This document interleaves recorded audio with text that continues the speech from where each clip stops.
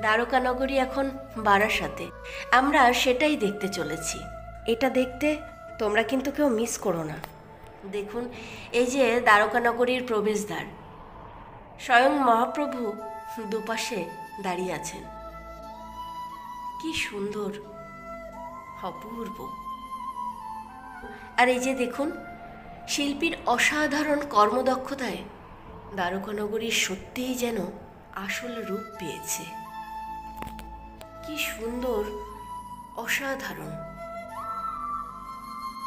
তো চলুন আমরা নগরীর ভেতরে গিয়ে শ্রীকৃষ্ণকে দর্শন করে আসি। এই যে দেখুন, স্বয়ং মহাপ্রভু বসে আছেন কালীকৃষ্ণ রূপে। অপূর্ব, খুব সুন্দর। আর শিল্পীর হাতের এত সুন্দর নিপুণ কারুকার্য, সত্যি মুগ্ধ হলাম।